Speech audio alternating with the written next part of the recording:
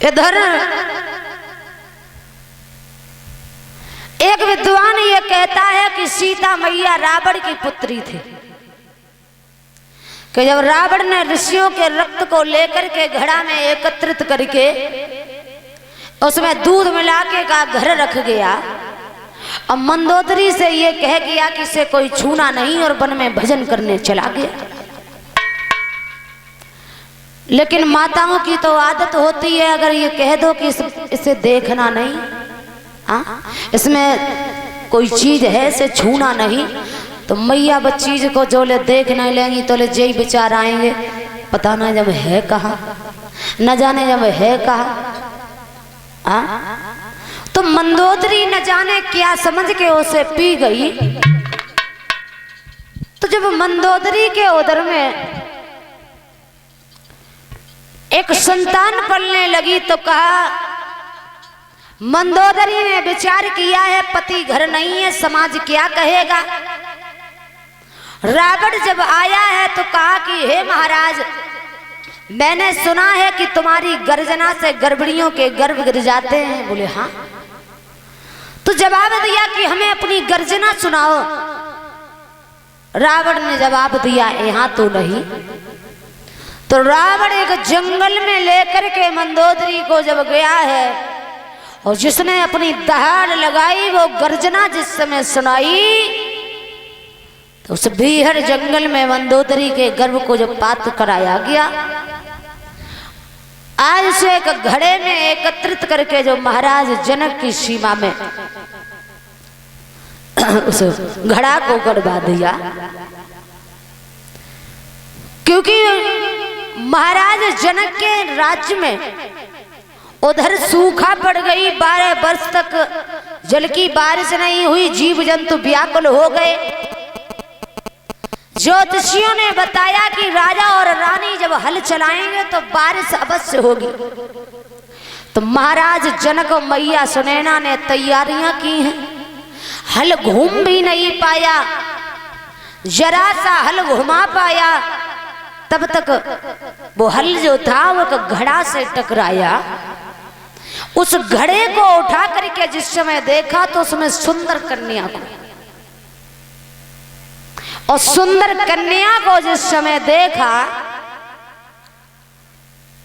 उस बेटी को निहार करके महाराज जनक को बड़ी प्रशंसा, बड़ी खुशी हुई है। उस कन्या को देख करके रूप की इतनी प्रशंसा की है संतों ने और संत जनों ने। उस बेटी को सीता के नाम से बुलाया, जो पृथ्वी माता से प्रकट हुई।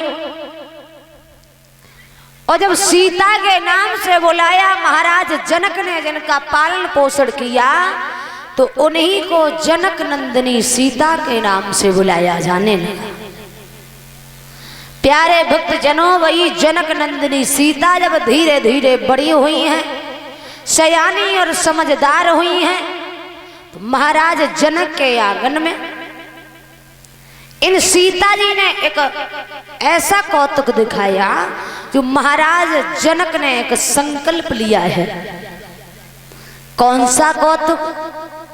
सीता की जब उम्र 5 साल 5 महीना 7 दिन की हुई थी, तो इतनी सी उम्र में सीता जी ने एक धनुष को उठा लिया था। जो धनुष इतना भारी था, किसी के हिलाए से नहीं हिलता था, उस धनुष को उठा लिया। तो महाराज जनक को बड़ी चिंता हुई, उन्हें बड़ी शंका हुई कि जो मेरे आंगन में हमसे 19 पीढ़ी पहले का धनुष रखा हुआ है, उस धनुष को आज दिन तक किसी ने हिला नहीं पाया, और उसी धनुष को मेरी बेटी सीता ने उठा लिया। महाराज जनक ने संकल्प किया है,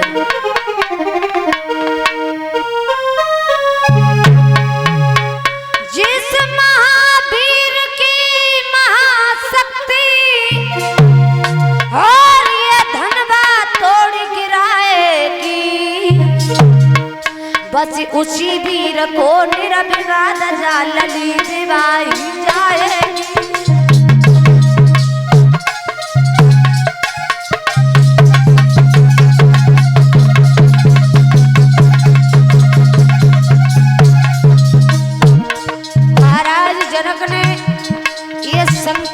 दिया है उसी दिन जो हमारे यहाँ इस धनुष को उठा लेगा उसी के साथ में हम अपनी बेटी का विवाह करेंगे।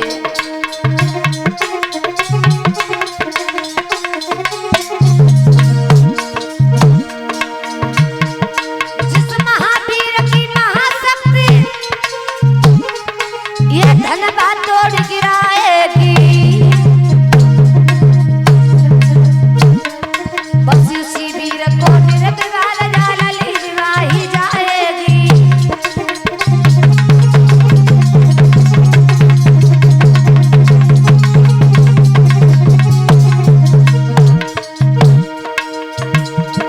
भोले बाबा के धनवा को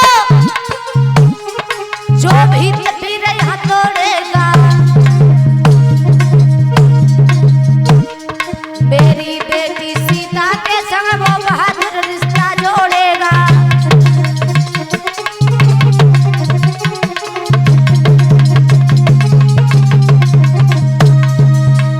महाराज जनक ने ये संकल्प किया और देश विदेश में पत्र भिजवाए, लिख दिया है जो इस धनुष को उठा लेगा मैं अपनी बेटी सीता का विवाह उसी के साथ में कर दूंगा।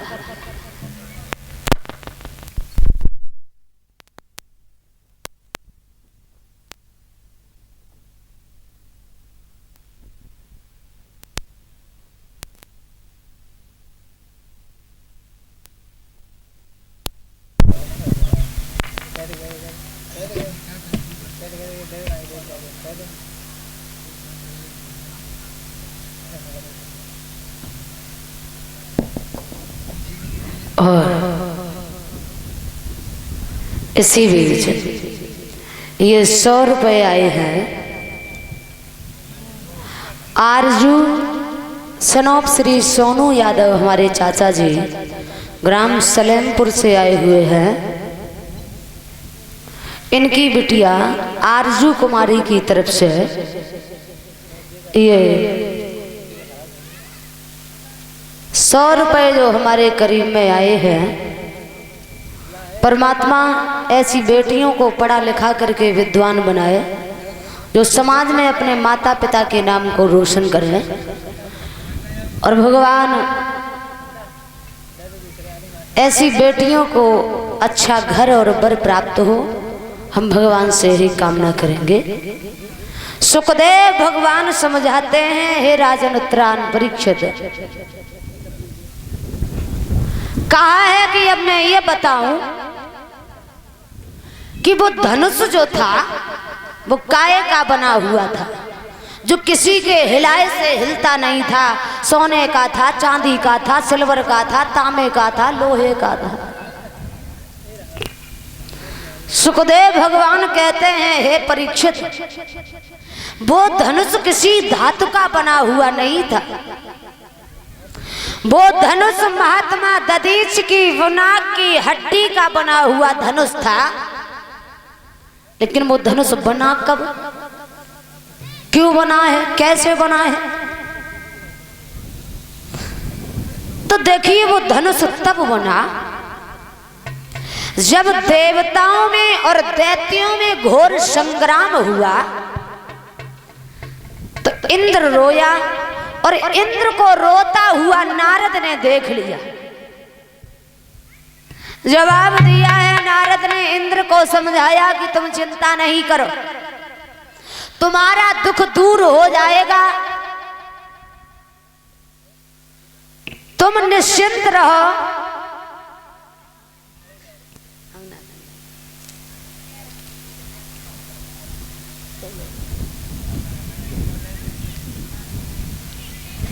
और ये 100 रुपए जो छोटा भाई मनसुख यादव नंगला मोती से इन हमारे छोटे भाई मनसुख यादव की तरफ से 100 रुपए आए हैं। नंगला मोती मलावन एटा से